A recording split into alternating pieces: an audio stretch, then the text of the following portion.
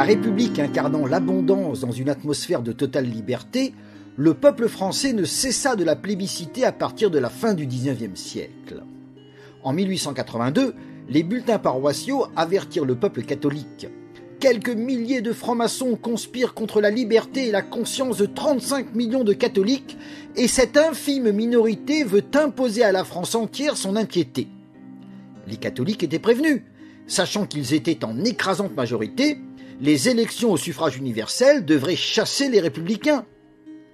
Or, les élections législatives d'octobre 1885 virent la victoire écrasante des républicains contre l'opposition monarchiste, qui représentait le courant catholique.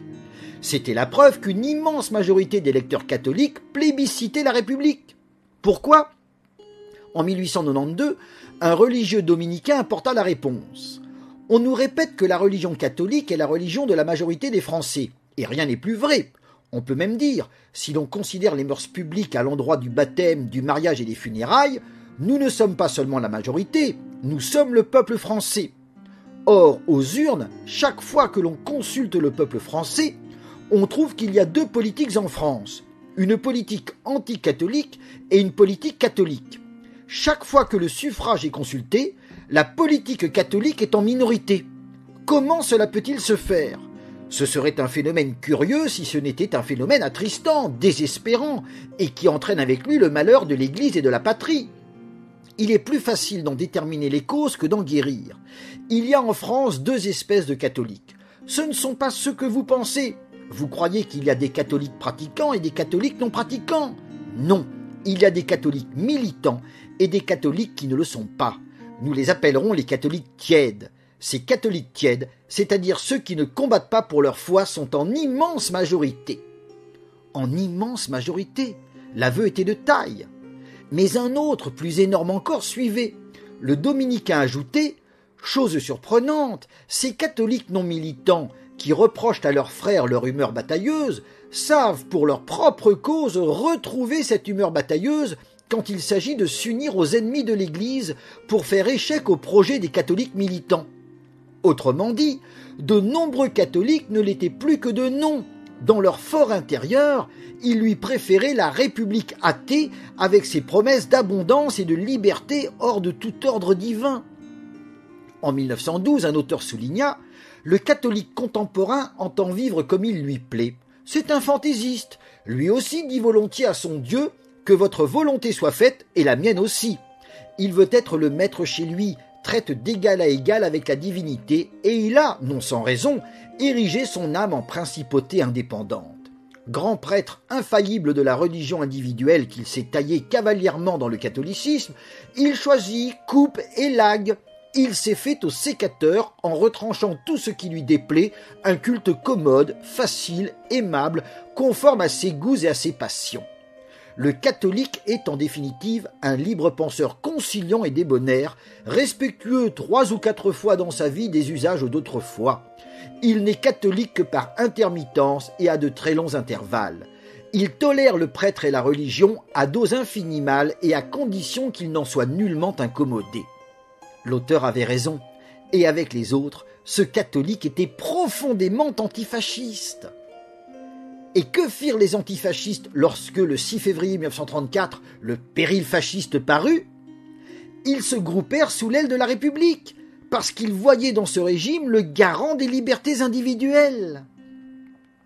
Certes, le désastre militaire en 1940 vit l'instauration d'un gouvernement davantage tourné vers l'idéal fascisant, le régime de Vichy.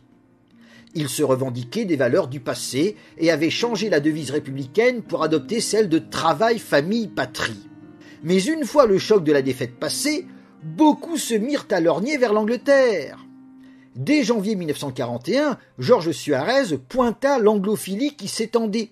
Dénonçant le démocrate anglophile, il soulignait « Ce n'est pas le sort de la France qui le préoccupe. C'est celui d'un ensemble de privilèges matériels et de commodités morales dont le nouveau régime l'a privé, du moins théoriquement. Il y a dans l'ordre nouveau des principes qui ne sont pas les siens, la famille, la discipline, le mérite. Il leur préfère la facilité, l'anarchie et la corruption qui sont dans la fatalité des démocraties. La société dont il espère le retour à la faveur d'une victoire anglaise est une société libre, non par la vertu des citoyens, mais par la faiblesse du pouvoir, non par l'obéissance à la loi, mais par des lois qui exigent peu des hommes. Son zèle égalitaire, sa passion de la liberté sont à l'image de sa propre existence, c'est-à-dire d'un certain système de vie où des gens comme lui ont toutes leurs aises.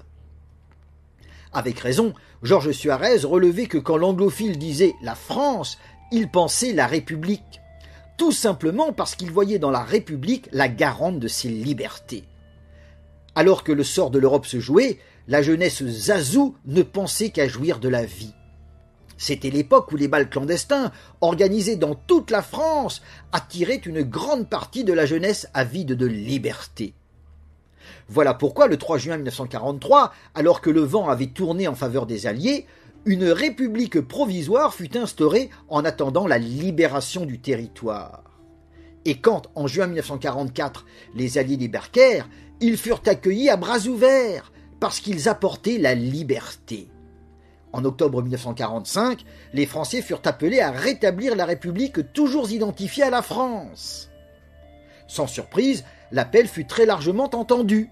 La victoire alliée avait permis le rétablissement de la République garante des libertés. C'est si vrai qu'aujourd'hui, les commémorations du débarquement s'organisent sous le signe de la liberté.